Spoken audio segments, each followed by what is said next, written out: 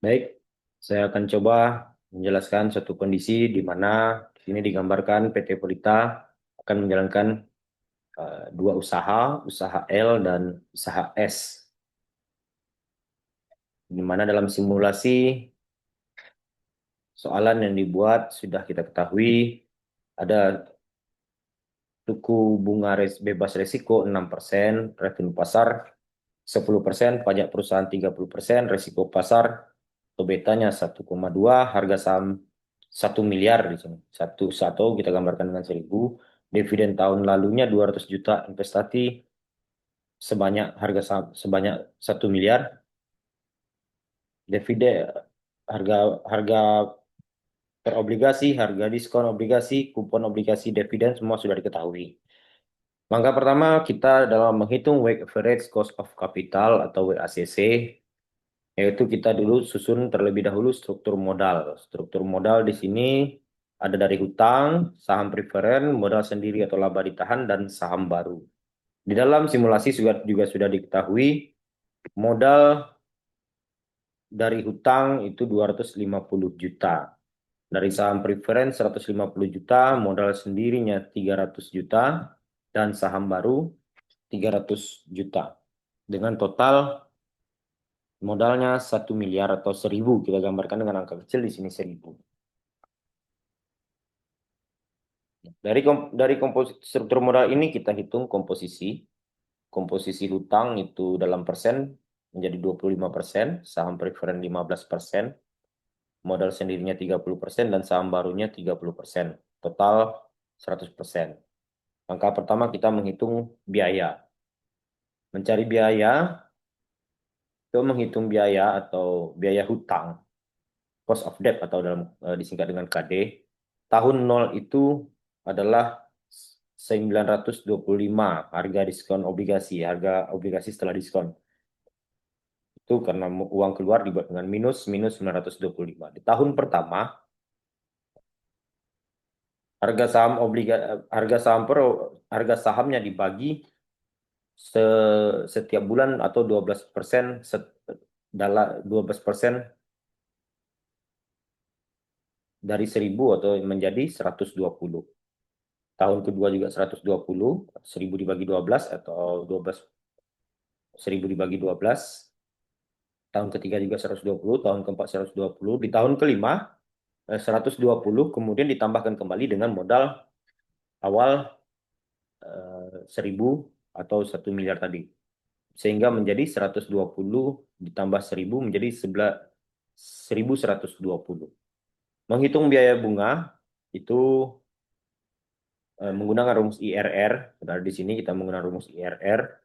IRR di blok semuanya dari tahun 0 sampai tahun kelima.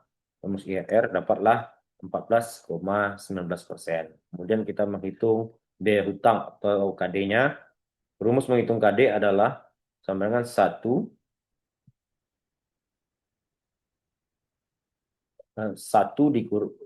sama dengan eh, interest dikali dengan 1 dikurang pajak atau 30% sama dengan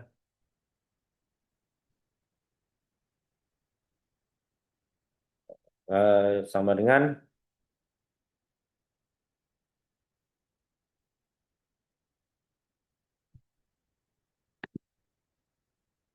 biaya bunga 14,19% dikali dengan 1 dikurang 30%.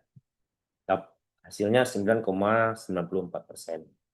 Nah, setelah kita mendapatkan biaya hutang atau KD-nya, angkanya dimasukkan di sini, biaya hutangnya, cost biaya hutang di sini 9,94%. Untuk saham preferen, cara mencarinya adalah dividen saham preferen dibagi dengan harga saham preferen dikali dengan 1 dikurang biaya emisi saham preferen. Hasilnya adalah 8,5. Untuk modal sendiri, mencari biaya modal sendiri adalah suku bunga bebas risiko ditambah dengan return pasar dikurang dengan suku bunga bebas risiko kembali dikali dengan beta atau risiko pasar 1,2.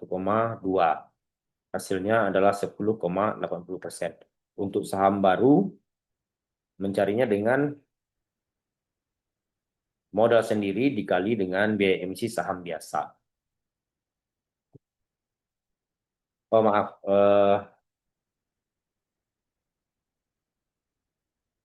modal sendiri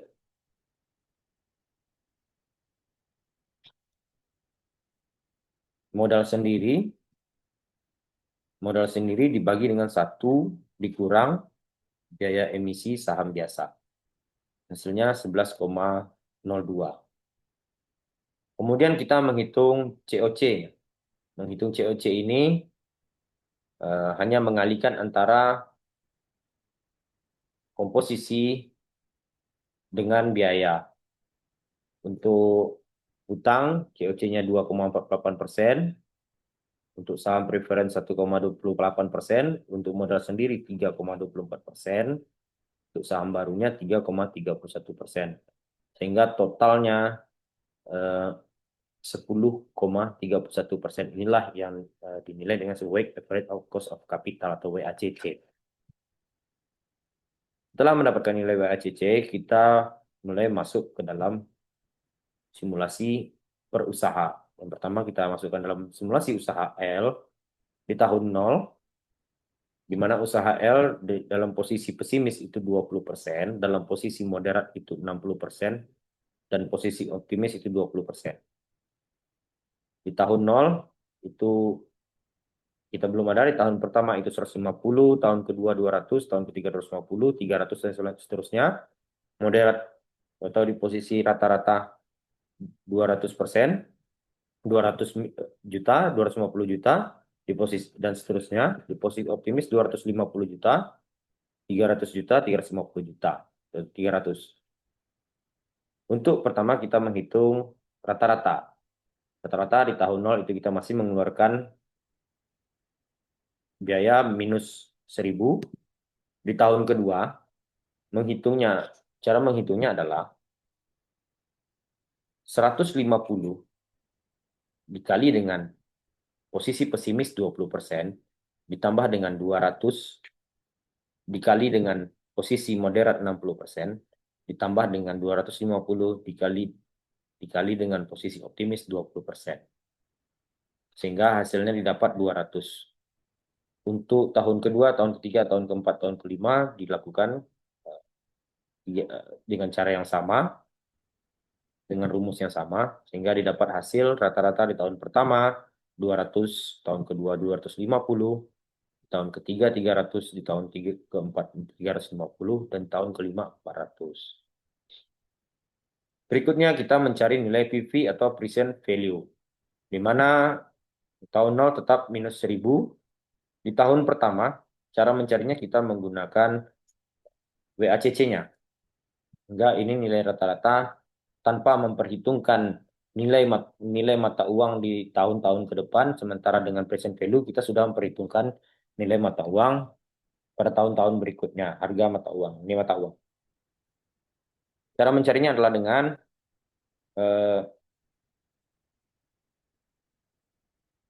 200 dibagi 1 tahun ditambah dengan WACC pangkat tahun kembali. Hasilnya adalah 181.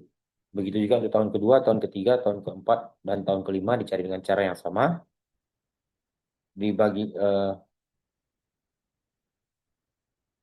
tahun kedua dikali pangkatnya tetap pangkat tahunnya.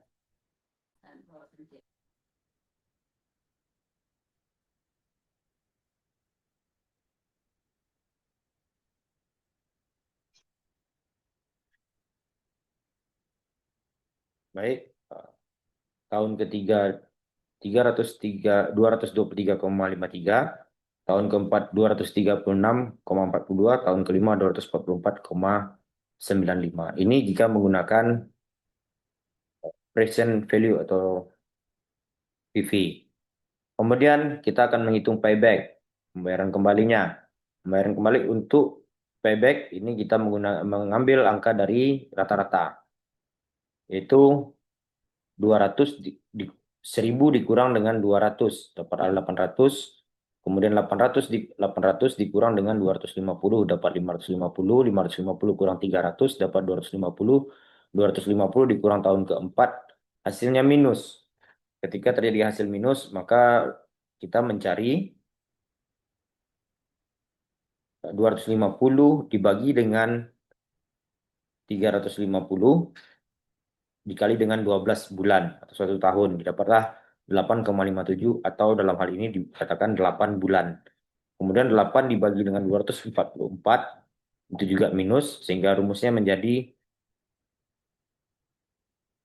8,57 dikurang 8 dikali dengan 30 hari, dapatlah di sini 17,14 hari atau 18 hari, kita bulatkan ke atas 18 hari. Sehingga jangka waktu paybacknya dengan metode rata-rata ini 3 tahun 8 bulan 18 hari. Kemudian kita mencoba menghitung dengan yang menggunakan present value, yaitu pay discount. Pay disnya 818, 1000 dikurang 181 dapat 1000 dikurang 181 dapat 818. 814 dikurang dengan 205 dapat 613. 613 dikurang 223 dapat 389. 389 dikurang 236 dapat 153. 153 dikurang 244 hasilnya minus, sehingga minus kita gunakan rumus penghitungan bulan, sehingga didapatkan 7 bulan. Itu 7 bulan dibagi dengan sudah minus, sehingga kita gunakan rumus hari, dapatlah 15 hari. Rumus hari di sini, sehingga untuk dengan metode PAYDIS kita mendapatkan jangka waktu pengembaliannya 4 tahun 7 bulan 16 hari. Dengan payback 3 tahun 8 bulan 18 hari. PAYDIS 4 tahun 7 bulan 16 hari. Lebih lama. Kemudian kita menghitung varian. Varian ini menghitungnya dengan cara 150 dikurang dengan 150 dikurang 200 dikali pangkat 2 dikali dengan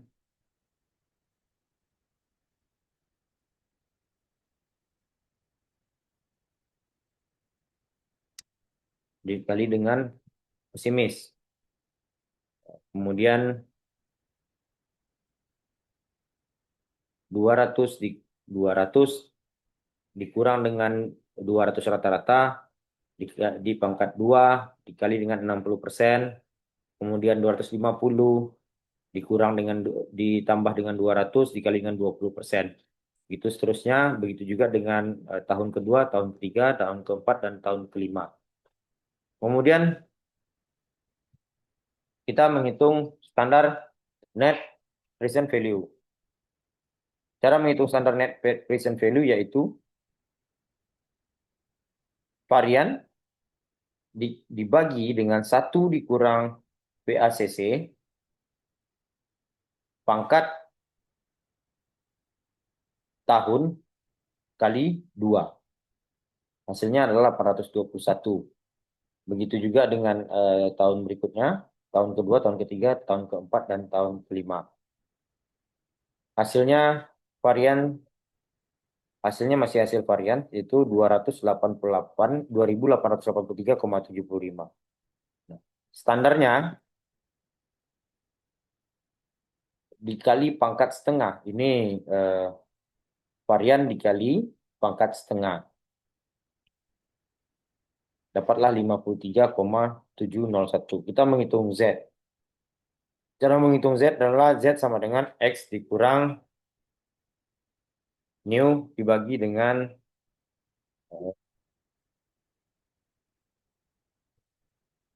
dapatlah hasilnya 0 dikurang 53 4,701 dibagi dengan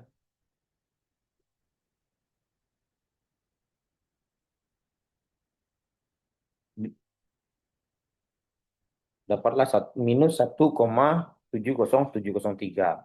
Sehingga dengan menggunakan rumus norm dis, kita menghitung nilai probabilitas kerugiannya 4,93%. Hal sama kita lakukan pada usaha S, sehingga didapatkan hasil dengan WACC yang sama, didapatkan hasil payback-nya 2 tahun 7 bulan 28 hari dan paydisnya 3 tahun 7 bulan 1 hari. Dengan probabilitas kerugian 8,47%. Nah, kemudian kita akan membuat crossover tahun 0 sampai tahun kelima usaha L dan usaha S. Tahun 0 masih kita mengeluarkan modal 1 miliar atau 1000 minus 1000. Tahun pertama kita ambil ini dari 200, ini dari sini, dari rata-rata 250, angkanya kita ambil dari rata. Kemudian usaha S kita juga ambil dari rata-rata yang ini. Ini kita pindahkan ke sini. Nah, sehingga kita menemukan selisih. Tahun pertama itu ada selisih minus 300, tahun kedua ada selisih minus 85, tahun ketiga 50, tahun keempat 135, dan tahun kelima 275. Sehingga kita dapat untuk mencari crossover kita menggunakan rumus IRR, didapatlah crossovernya 5,61%. Kemudian kita membuat komparasi dengan crossover 5,61%. Kita gambarkan mulai hitung dari posisi 0,00% untuk usaha L dan usaha S. Kemudian 5% usaha L dan usaha S. Seharusnya kita sudah langsung ke 10%, tetapi karena crossovernya 5,61, maka kita menghitung di posisi 5,61 sampai dengan 25%. Nah, untuk usaha yang di bawah nilai crossover itu nilai usaha L lebih tinggi, sementara untuk yang di atas nilai crossover itu usaha S lebih baik. Sehingga untuk rekapitulasi, hal ini bisa kita tuangkan dalam grafik crossover analisisnya. Yang biru ini usaha L, kemudian yang oranye ini usaha S. Jadi dari sini kita bisa melihat, nah dari sini kita kemudian membuat rekapitulasi dari hasil analisa kita. Usaha L, bagaimana dengan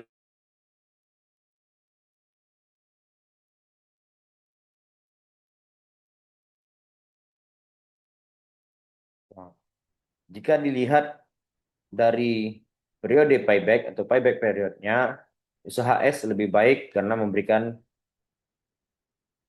jangka waktu pengembalian yang lebih cepat, yaitu 2 tahun 7 bulan 28 hari dibanding dengan usaha L.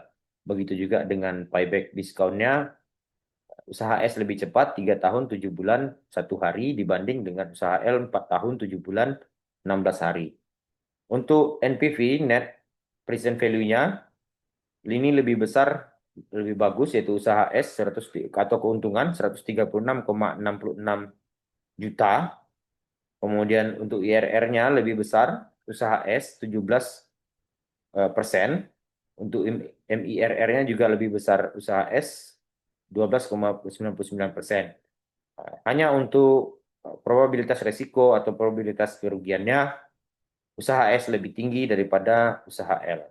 Nah, demikian analisis terhadap dua usaha yang akan dijalani oleh PT Pelita telah digambarkan dengan menghitung weight average cost of capitalnya. Kebijakan akan diambil oleh perusahaan dengan memperhatikan hal-hal sebagai berikut. Demikian dapat kami uraikan dalam penyampaian tugas mata kuliah ini. Terima kasih, mohon maaf atas segala kekurangan.